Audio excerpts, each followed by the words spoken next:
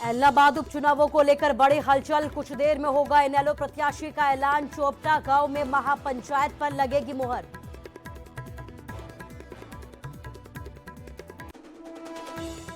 BJP में भी उम्मीदवारी पर मंथन जारी। चंडीगढ़ में सीएम मनोहर लाल की अध्यक्षता में हो रही है बैठक। बीजेपी चुनाव समिति की बैठक में प्रत्याशी पर चर्चा।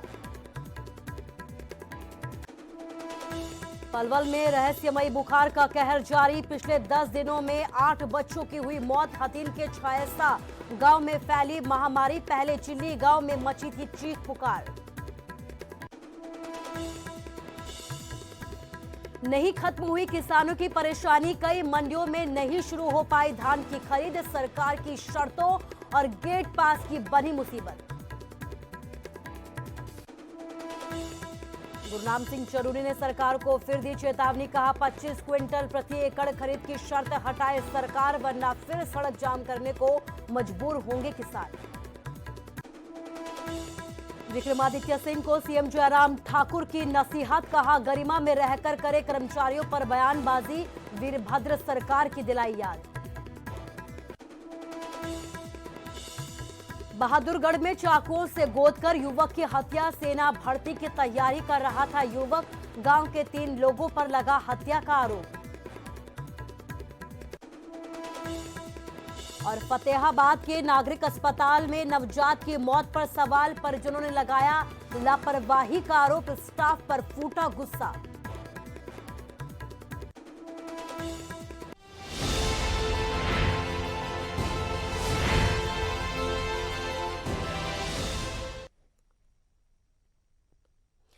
नमस्कार, स्वागत है आपका न्यूज 18 पंजाब हरियाणा हिमाचल में। मैं हूं आपके साथ कुसुम रावत। बुलेटिन का आगाज इलाहाबाद उपचुनावों को लेकर एक बड़ी जंग के साथ करेंगे, जहां पर हलचल देखी जा रही है। थोड़ी देर में प्रत्याशी के नाम का ऐलान हो जाएगा। इनेलो प्रत्याशी के नाम का ऐलान कर दिया जाएगा। अभय चौटाला के इस्तीफे के बाद यह सीट खाली हो गई थी। चोपटा गांव में अब महापंचायत हो रही है। इनेलो की महापंचायत हो रही है और इस महापंचायत के बाद फैसला लिया जाएगा। महापंचायत में इनेलो सुप्रीमो ओपी चौटाला भी मौजूद है। ओपी चौटाला ने पार्टी की जीत का दावा किया है। उपचुनाव के नतीजों का असर पूरे देश में पड़ेगा, ये कहना ओम प्रकाश चौटाला का। गठबंधन टूट जाएगा, सरकार अस्थिर हो जाएगी। तो कहीं ना कहीं गठबंधन की सरकार पर निशाना साधा है और ये कहा है ओम प्रकाश चौटाला ने कि अब गठबंधन टूट जाएगा, सरकार अस्थिर हो जाएगी। जो भी उपचुनावों के नतीजे आएंगे उससे प्रदेश की सरकार पर खासा असर नजर आएगा।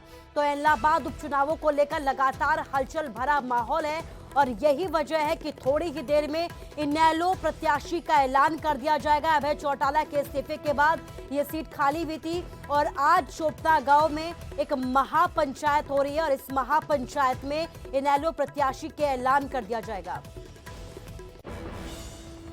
और इस वक्त की बड़ी खबर आपको बता रहे हैं, अभय चौटाला यहां से उम्मीदवार होंगे। बड़ी खबर, इनेलो प्रत्याशी यहां से होंगे अभय चौटाला। उपचुनाव के जंग में इलाहाबाद से जो है एक बार फिर से अभय चौटाला को यहां पर उम्मीदवार बनाया गया। अभय चौटाला ने यहां से इस्तीफा दिया था, किसान आंदोलन के समर्थन में इस्तीफा दिया था।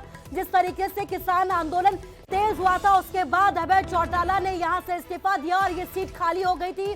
और अब उपचुनावों के ऐलान के बाद एक बार फिर से इनेलो ने अभय चौटाला को ही यहां से मैदान में उतारा है। तो बड़ी खबर इस वक्त हरियाणा के लिहाज से, इलाहाबाद के उपचुनाव में अभय चौटाला को एक बार फिर से मैदान में उतारा गया और इसके साथ ही ओम प्रकाश चौटाला ने बड़ा दावा किया है कि इस उपचुनाव का असर प्रदेश की सरकार पर पड़ेगा। इस उपचुनाव के बाद जो नतीजे आएंगे उससे जो गठबंधन की सरकार है वो हिल जाएगी और गठबंधन टूट जाएगा, सरकार अस्थिर हो जाएगी। तो बड़ी खबर न्यूज 18 पर इस वक्त की बड़ी खबर है इलाहाबाद के उपचुनाव में। इलाहाबाद से एक बार फिर से अभय चौटाला पर भरोसा जताया है। एक बार फिर से यहां से अभय चौटाला को ही चुनावी रण में उतारा गया है। इनेलो की तरफ से अभय चौटाला उपचुनाव में चुनाव प्रत्याशी होंगे, इनेलो के प्रत्याशी होंगे। तो बड़ी खबर आपको बता रहे हैं, नकुल जसूजा हमारे संवाददाता हमारे साथ फोन लाइन से जुड़ गए। नकुल, एक बार फिर से अभय चौटाला पर ही भरोसा जताया है, क्या कुछ अपडेट? जी बिल्कुल, देखिए कुसुम, आज सुबह आईएनएलडी की कार्यकारिणी की बैठक हुई थी। उसमें तमाम कार्यकारिणी के सदस्य, प्रदेशाध्यक्ष, जिला अध्यक्ष, ब्लॉक अध्यक्ष, उनके साथ रायशुमारी की गई और उसके बाद इलाहाबाद हल्के के गांव चोपटा में एक बड़ी बैठक का आयोजन किया गया और यहाँ पर तमाम आईएनएलडी के लोग, जो कार्यकर्ता समर्थक उस इलाके के लोग, उनको बुलाया गया और वहां पर ओम प्रकाश चौटाला ने उन लोगों से रायशुमारी की, कई बार उनसे चर्चा की और उनसे बात की और उनसे पूछा कि किसको प्रत्याशी बनाया जाए। तो तमाम भीड़ में बैठे तमाम लोगों ने अभय चौटाला का नाम लिया और बार बार यही दोहराया कि इस बार भी अभय चौटाला को चुनावी मैदान में उतारे। ओम प्रकाश चौटाला ने बार बार अभय सिंह चौटाला का बारे में कहा कि आप एक बार तय कर लें कि किसको प्रत्याशी बनाया जाए। तो वहां पर बैठी जनता ने अभय चौटाला का नाम लिया तो ओम प्रकाश चौटाला ने कहा कि जिस तरह से यहाँ की हल्के की जनता चाहती है तो वो और आईएनएलडी उनके नाम पर मुहर लगाते हैं। तो अब ऐलान हो गया है, क्योंकि आज माना जा रहा था कि आईएनएलडी आज अपने प्रत्याशी की नाम की घोषणा कर देगी, तो वो घोषणा हो गई है। इनेलो प्रत्याशी होंगे अभय सिंह चौटाला, एक बार फिर चुनावी मैदान में उतरेंगे। तो इनेलो ने घोषणा कर दिया। अब इंतजार बीजेपी और कांग्रेस की तरफ से है कि कब वो अपने प्रत्याशियों के नाम का ऐलान करते हैं। जी नकुल, इस तमाम जानकारी के लिए आपका शुक्रिया। तो बीजेपी और कांग्रेस कब अपने पत्ते खोलेंगे तो देखने वाली बात होगी, लेकिन इनेलो ने अपना पत्ता यहां पर खोल दिया है। उपचुनाव के रण में यहां से अभय चौटाला पर ही इनेलो ने एक बार फिर से दांव खेला है। अभय चौटाला ने यहां से इस्तीफा दे दिया था, विधायक थे, लेकिन किसान आंदोलन के समर्थन में अभय चौटाला ने यहां से इस्तीफा दिया था, जिसके बाद ये सीट खाली हो गई थी। आज एक महापंचायत की गई इनेलो की तरफ से और इस महापंचायत में रायशुमारी की गई और इस रायशुमारी के बाद एक बार फिर से इलाहाबाद के रण में उपचुनावों को लेकर अभय चौटाला पर ही इनेलो ने दांव खेला है।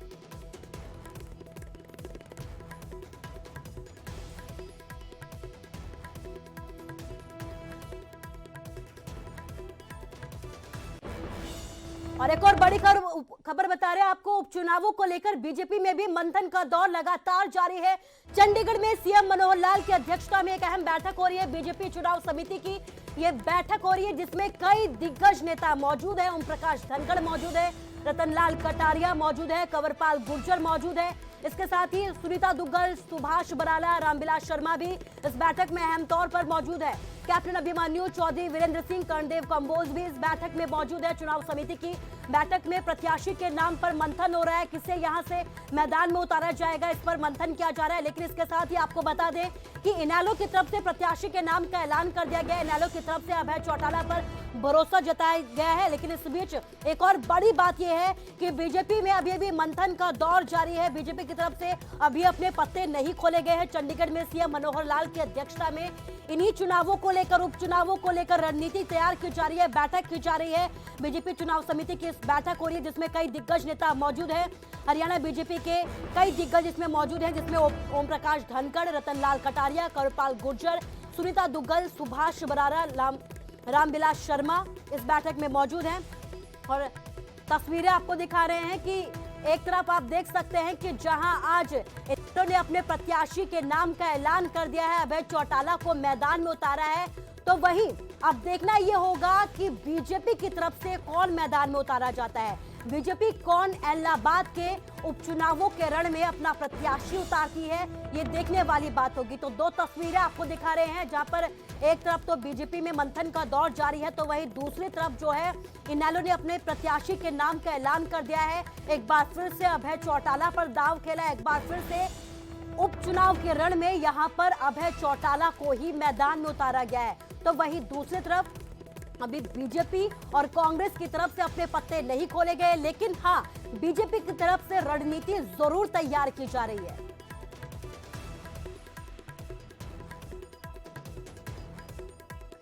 मनोज कुमार हमारे संवाददाता चंडीगढ़ से हमारे साथ लाइव जुड़ गए हैं। मनोज, इनेलो ने अपने प्रत्याशी के नाम का ऐलान कर दिया है, लेकिन बीजेपी ने अपने अभी पत्ते नहीं खोले हैं। क्या लगता है कब तक नाम का ऐलान कर दिया जाएगा, क्योंकि रणनीति तैयार की जा रही है, बैठक लगातार जारी है? बिल्कुल कुसुम, इस वक्त भाजपा चुनाव समिति की बैठक चल रही है और दरअसल इलाहाबाद उपचुनाव में किसको उम्मीदवार बनाया जाए, किसे मैदान में उतारा जाए, मंथन इस पर चल रहा है। और जो चुनाव समिति की बैठक है, इसमें करीब 17 सदस्य हैं। इनमें से सिर्फ 2 सदस्य राव इंद्रजीत सिंह और कृष्णपाल गुर्जर नहीं पहुंचे। इसके अलावा बाकी जो तमाम मेंबर हैं वो इस वक्त बैठक में मौजूद हैं और इस वक्त मंथन किया जा रहा है कि आखिर उम्मीदवार किसको बनाया जाए। इस वक्त हम चंडीगढ़ भाजपा कार्यालय में ही मौजूद हैं और आप देखेंगे यहाँ पर काफी गहमागहमी देखी जा रही है। बड़ी संख्या में बीजेपी के कार्यकर्ता भी यहाँ पर पहुंचे हैं। मुख्यमंत्री मनोहर लाल इसी कार्यालय में बैठे हैं, ओम प्रकाश धनखड़ भी हैं और मंथन किया जा रहा है। दरअसल ये सबको उम्मीद थी कि अभय चौटाला ही इंडियन नेशनल लोकदल के उम्मीदवार होंगे एलनाबाद से, तो उसको कहीं ना कहीं मद्देनजर रखकर स्ट्रेटजी पहले से ही बनाई जा रही थी। लेकिन कुछ कयास ये भी लगाए जा रहे थे कि हो सकता है अर्जुन चौटाला जो कि बेटे हैं अभय चौटाला के, उनको लड़ाया जाए। तो दोनों संभावनाओं को देखते हुए बीजेपी यहां अपना उम्मीदवार तय कर रही थी और उम्मीद ये की जा रही है कि आज जब चुनाव समिति की बैठक खत्म होगी यहाँ चंडीगढ़ में, तो उसके बाद फाइनल रिकमेंडेशन के लिए नाम केंद्रीय नेतृत्व के पास भेजा जाएगा और केंद्रीय जो चुनाव समिति है वो फिर अंतिम मोहर लगाने का इस पर काम करेगी। तो देखना होगा जब बैठक खत्म होगी पार्टी किस उम्मीदवार बनाती है। और जहां तक उम्मीदवारी की बात है तो पार्टी के सिरसा जिले के अध्यक्ष हैं आदित्य चौटाला, जो कि देवीलाल परिवार से संबंध रखते हैं, उनका नाम भी प्रमुखता के साथ लिया जा रहा है। हालांकि कई नाम चल रहे हैं लेकिन अभी कुछ किसी का नाम लेना जल्दबाजी होगी और ये जो इंतजार है बीजेपी के उम्मीदवार का, ये भी लगभग तय है कि बीजेपी ही चुनाव लड़ेगी, इसलिए चुनाव समिति की बैठक बुलाएगी। तो बहुत जल्दी इंतजार खत्म होने वाला है, बैठक कभी भी खत्म हो सकती है। जब बैठक खत्म होगी उसके बाद प्रदेश अध्यक्ष ओम प्रकाश धनखड़ जानकारी देंगे कि आखिर बीजेपी ने उम्मीदवार किसको बनाया है। लेकिन एक सीट का भले ही चुनाव हो, बहुत कयास इसको लेकर लगाए जा रहे हैं, राजनीति इससे काफी प्रभावित होगी। कर्णदेव कंबोज है पूर्व मंत्री। सर बैठक खत्म हो गई क्या? नहीं, अभी बैठक चल रही है, काफ़ी अभी चर्चा करनी है, अलग अलग लोगों से अलग अलग सलाह की गई है। तो हमारी जो है ना वो मीटिंग हो चुकी है, अब बाकी लोग बैठे हैं और वो उस पर विचार कर रहे हैं अभी क्या कार्रवाई आगे करनी है, किस प्रकार की हमने व्यवस्था करनी है, किस प्रकार से हमने जो है एलनाबाद चुनाव में जो है ना अपना कैंडिडेट उतारना है। कैंडिडेट के ऊपर भी विचार होगा और सारी बातें भी जो है ना तय की। तो सर प्रक्रिया क्या रहती है, यहाँ से आप कुछ रिकमेंडेशन भेजेंगे केंद्रीय नेतृत्व के पास या यही फाइनल कर देंगे आज? देखिए, अभी तो इस पर विचार चला हुआ है, विचार चल करके जो भी सर्वमान्य कोई उम्मीदवार होगा उसके ऊपर विचार करके केंद्र ने भी उसी को मंजूरी देनी है, जिसको प्रदेश वाले कहेंगे उसी को केंद्र ने मंजूरी देनी है। तो इसलिए जो है अंतिम फैसला जो है वो अपने प्रदेश का ही होगा और प्रदेश वाले जो है ना रिकमेंड करके भेजेंगे तो उसी को केंद्र वाले भी स्वीकार करके उसको उम्मीदवार बनाया जाएगा। एक मेरा सवाल ये है सर, अभी सिरसा में बैठक चल रही थी इनेलो की कार्यकारिणी की और उन्होंने घोषित कर दिया कि अभय चौटाला ही उनके उम्मीदवार होंगे। संभावना यही थी, पहले भी थी, लेकिन इसको कैसे देखते हैं आप? अभय चौटाला ही इंडियन नेशनल लोकदल के उम्मीदवार रहेंगे इनेलो? देखिए, अगर अभय सिंह चौटाला ही उम्मीदवार थे तो उन्होंने डिजाइन क्यों दिया? बिना मतलब के जो है वहाँ की जनता के ऊपर ये इस प्रकार से जनता का पैसा जो खर्च कराने का जो काम उन्होंने किया, जो पाप किया है, तो वहाँ की जनता को पूछना चाहिए कि अभय ने क्यों तो इस्तीफा दिया था, क्यों अब वो चुनाव लड़ रहे हैं। अगर उन्हें दोबारा चुनाव लड़ना था, क्योंकि 3 कृषि बिल जो है वो अभी उनमें कुछ भी कार्रवाई नहीं है, वो जो कि तुम्हें सरकार उनको वापस नहीं लेगी और उसके आधार मान करके उसने रिजाइन किया था। क्या आज वो वापस ले लिए सरकार ने? किस लिए जो है ना आज वो चुनाव लड़ने गए? अगर जब तक ये कानून इनका जिस प्रकार से उन्होंने कहा था कि ये वापस नहीं होते, मैं चुनाव नहीं लड़ूंगा, तो उन्होंने अपनी बात पर कायम रहना चाहिए। और ये जो जनता के ऊपर उन्होंने जो बोझ डालने का काम किया, जो पाप किया है, इसकी भरपाई जो है ना अब एलनाबाद चुनाव में उन्होंने करनी पड़ी। तो चुनौती रहेगी मजबूत? अब बिल्कुल चुनौती रहेगी और भारतीय जनता पार्टी बड़ी दमदार तरीके से जो है ना चुनाव लड़ेगी और अपनी उपस्थिति वहां दर्ज कराएगी। एक सवाल मैं जरूर पूछूंगा कंबोज जी आपसे, आप सहप्रभारी भी हैं चुनाव के वहां एलनाबाद के। जिस तरीके से विरोध हो रहा है किसानों के द्वारा और बीजेपी नेताओं को घुसने नहीं दिया जा रहा, कई जगह काले झंडे लेकर किसान आ जाते हैं, इससे निपटोगे कैसे आप? क्या रणनीति है? देखिए, हमारा कार्यकर्ता इतना मजबूत है, हर बूथ पर हमारी बूथ इकाई है, पन्ना प्रमुख हैं और हमें कहीं गांव में जाने की जरूरत नहीं है। हमारे जो गांव के कार्यकर्ता है वही से चुनाव को लड़ेंगे और इस चुनाव को बड़े मजबूती से लड़ करके, जैसे हमारी रचना है, हमारी जो भारतीय जनता पार्टी ने हर बूथ पर जो है ना अपने नौजवान खड़े किए हैं, उन्हीं के माध्यम से हम इस चुनाव को लड़ेंगे और इस चुनाव को हम जीतेंगे। बहुत बहुत धन्यवाद सर। तो पूर्व मंत्री कर्णदेव कंबोज जो कि चुनाव समिति के सदस्य भी हैं, वो हमें जानकारी दे रहे थे कि मीटिंग लगभग खत्म है और यहाँ से फाइनल कहना चाहूंगी। लेकिन बड़ी बात यह है कि कर्णदेव कंबोज ने बड़े सवाल उठाए हैं अभय चौटाला पर कि अगर ये ड्रामा करना ही था, चुनाव लड़ना ही था, तो आखिर रिजाइन क्यों दिया? क्योंकि अभी भी कृषि कानूनों को लेकर किसानों का आंदोलन लगातार जारी है, अभी भी किसान सड़कों पर है और अगर किसानों के समर्थन में अभय चौटाला थे तो उन्होंने अभी दोबारा से चुनाव लड़ने की क्यों ठानी, क्योंकि अभय चौटाला ने रिजाइन दिया था किसानों के समर्थन में। तो बड़े सवाल उठाए जा रहे हैं। एक तरफ इनेलो ने एक बार फिर से एलनाबाद के उपचुनावों के रण में अभय चौटाला को मैदान में उतारा है, तो अब बीजेपी ने सवाल उठा दिए हैं कि जब ये ड्रामा करना था, ये चुनाव लड़ना था, तो आखिर फिर क्यों रिजाइन दिया, क्यों लोगों के पैसे खर्च करवाए, क्यों उपचुनाव की ये नौबत आई। तो कहीं ना कहीं अब सवाल उठाए जा रहे हैं। इसके साथ ही बीजेपी की जो बैठक है वो लगातार जारी है, रणनीति तैयार की जा रही है। देखना यह होगा कि बीजेपी एलनाबाद के उपचुनावों के रण में किसे मैदान में उतारती है।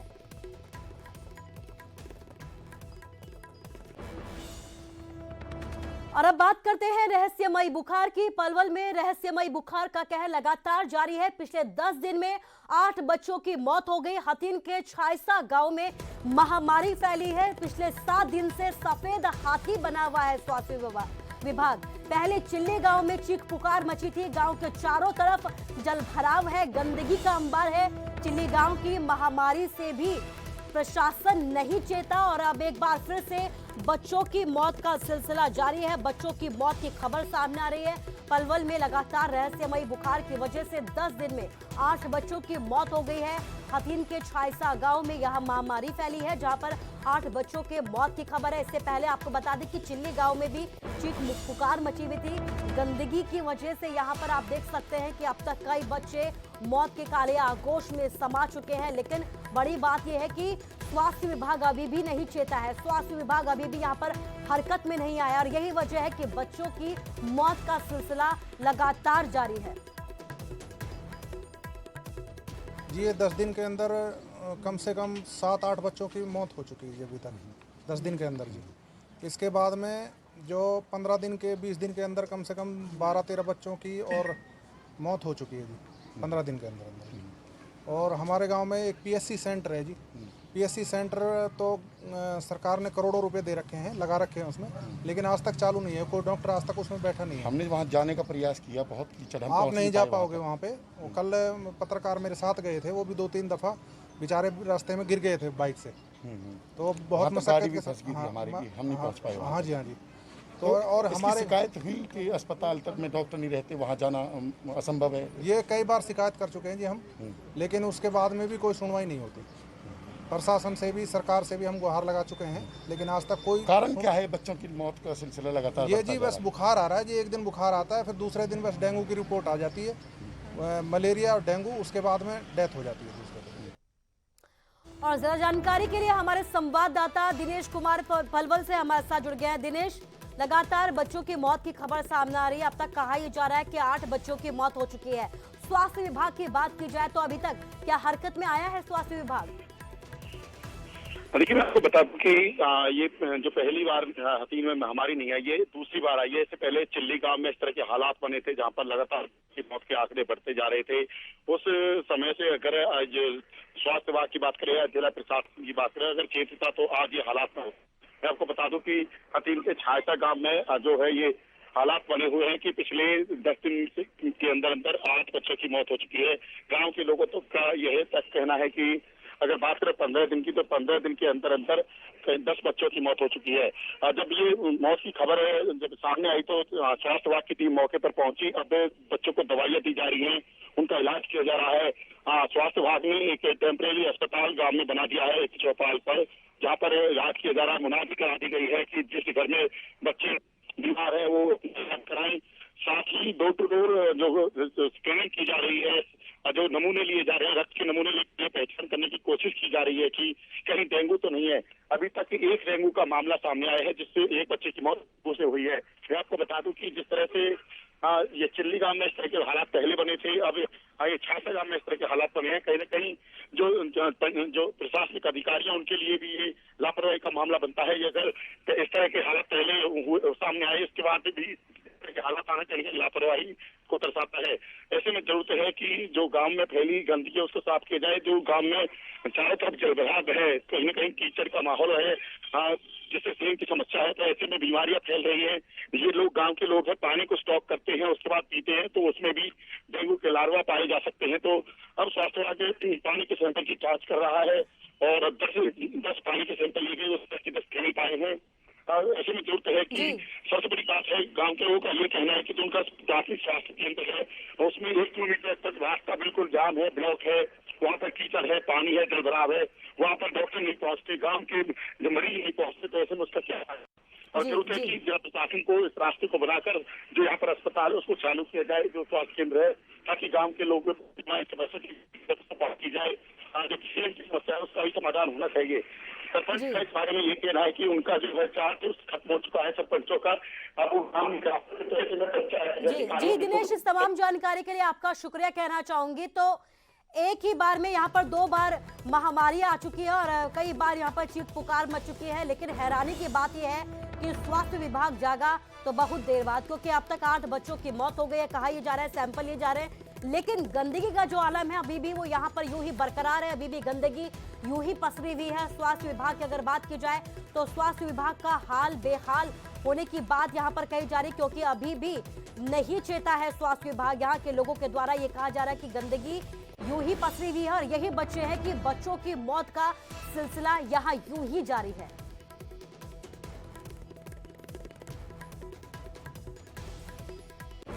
और अब खबर करनाल से है। करनाल में किसानों की परेशानी लगातार बरकरार है। मंडियों के बाहर ट्रैक्टर ट्रॉलियों की कतारें लगती जा रही है। नेशनल हाईवे पर जाम का डर अब सताने लगा है। धान की सरकारी खरीद नहीं यहां पर रफ्तार पकड़ती हुई नजर आ रही है। गेट पास को लेकर भी यहां पर खासा परेशानियां उठानी पड़ रही है। तो किसानों की परेशानी लगातार बरकरार है। सीएम सिटी करनाल में लगातार जाम जैसे हालात बनते जा रहे हैं। नेशनल हाईवे पर अब लोगों को जाम का डर सताने लगा है, क्योंकि यहाँ पर लगातार जो ट्रैक्टर ट्रॉलियां हैं वो पहुंचती जा रही है। तस्वीरें आपको दिखा रहे हैं, करनाल की ये तस्वीरें हैं जहां पर किसान अब परेशान हो चुके हैं। तस्वीरें करनाल की सीएम सिटी की ये तस्वीरें हैं। मंडी के बाहर आप देख सकते हैं कि लंबी लंबी कतारें लग चुकी हैं ट्रैक्टर ट्रॉलियों की। यहाँ पर बड़ी संख्या में ट्रैक्टर ट्रॉलियां पहुंच चुकी हैं। नेशनल हाईवे पर जाम का डर अब लोगों को सता रहा है।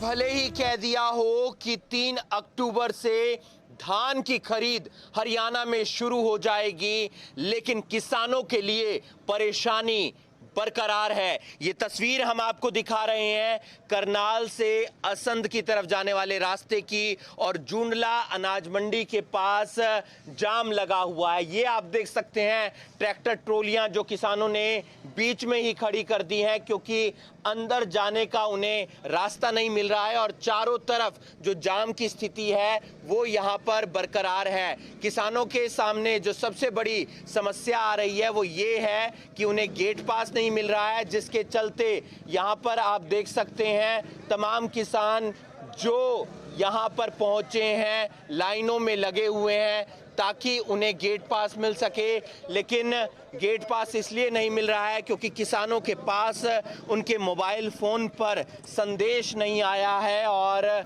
जिसके चलते यहाँ पर 3 खिड़कियाँ हैं जहाँ से किसान गेट पास लेते हुए नज़र आ रहे हैं। हमारे साथ कुछ किसान हैं जो अलग अलग जगह से आए हैं। कहाँ से आए हैं, क्या परेशानी आ रही है? गाँव से आए हैं जी। जीरी यहाँ रोड पर खड़ी हुई है हमारी, और ऊपर से बादल हो रहा है, बारिश में भीगने का विचार है। जीरी हमारी भीगने का, और ये 4 दिन से मंडी में जीरी पड़ी है, वो नहीं बिक रही है हमारी जीरी।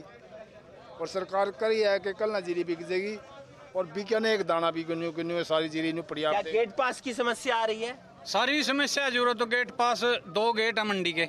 एक गेट पे बैठे कंप्यूटर है, लाइन 3 लग रही देख लो, और तीसरा वो जो दूसरे गेट पे है वो उस पर कोई आई नहीं, ताला बज रहा। गेट पे ताला किसने लगाया? गेट पे ये तस्वीर हम आपको दिखा रहे हैं जूंडला अनाज मंडी की, और यहाँ पर आप देख सकते हैं कि किसान गेट पास के इंतजार में खड़ा है, लेकिन उन्हें गेट पास मिलता हुआ नजर नहीं आ रहा है, जिसके चलते परेशानी और ज्यादा बढ़ रही है। और इंतजार इसी बात का है कि जो पूरा शेड्यूल बिगड़ा हुआ है उसे प्रशासन जल्द से जल्द सुधारे, और किसानों के लिए धान की खरीद भी जल्द शुरू हो, और साथ ही साथ उन्हें गेट पास भी मिले। करनाल से न्यूज़ 18 के लिए हिमांशु नारंग। और फिलहाल यहां रुकेंगे एक छोटे से ब्रेक के लिए।